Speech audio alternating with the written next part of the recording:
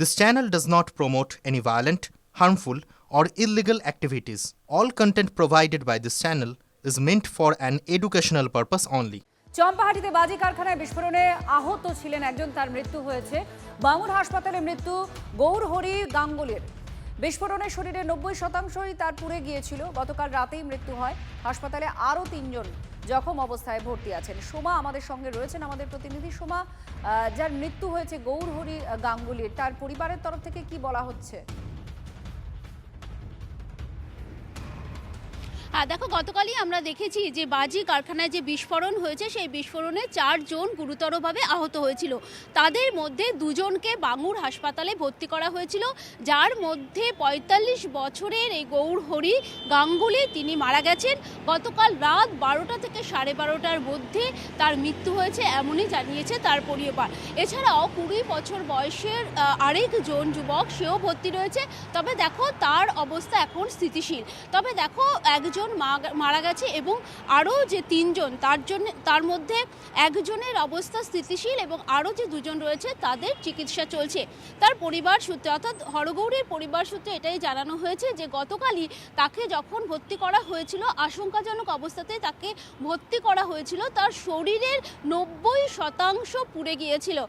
চিকিৎসা চলছিল তার, কিন্তু শেষ পর্যন্ত তাকে আর বাঁচানো গেল না।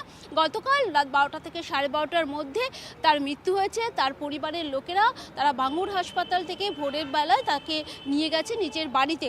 এবং তারা যেটা বলছে, এই যে ঘটনা ঘটেছে সেই ঘটনার পেছনে কি কারণ রয়েছে বা কিভাবে সবটা হলো, তারা কিন্তু সে বিষয়টা এখনও তাদের কাছে পরিষ্কার নয়।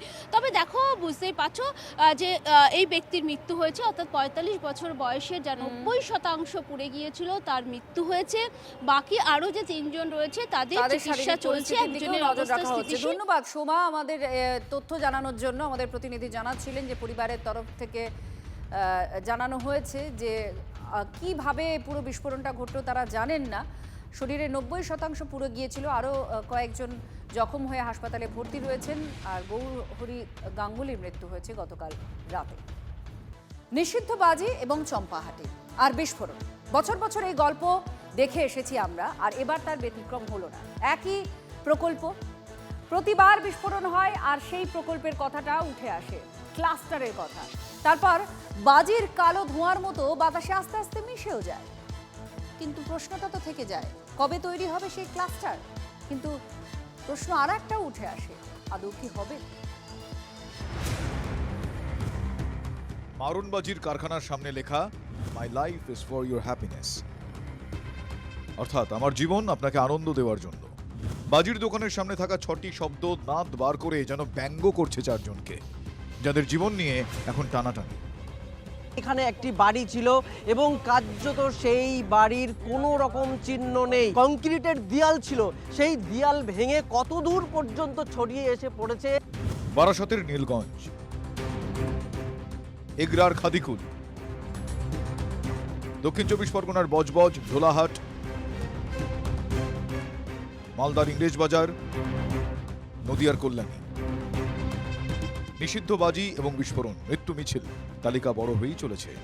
রাজ্য জুড়ে বাজি কারখানার পরপর দুর্ঘটনার পরেও হাড়ালে বেআইনি বাজি তৈরি বন্ধ হয়নি বলে অভিযোগ।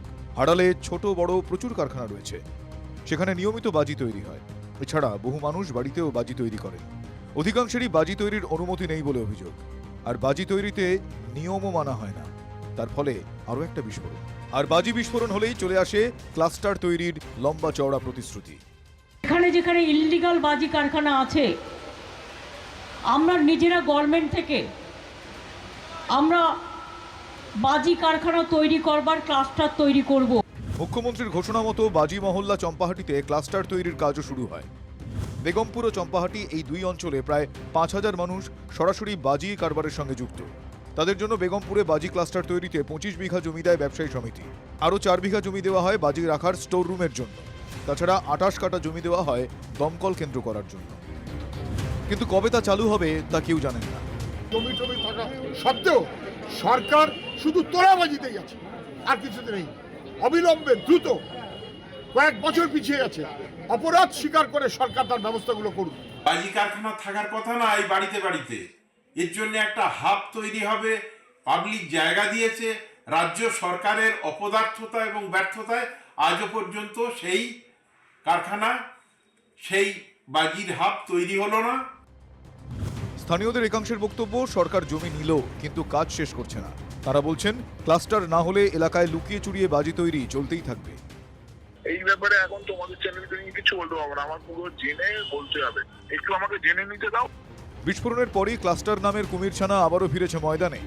আনন্দ দেওয়ার নামে চলছে জীবন কেড়ে নেওয়া।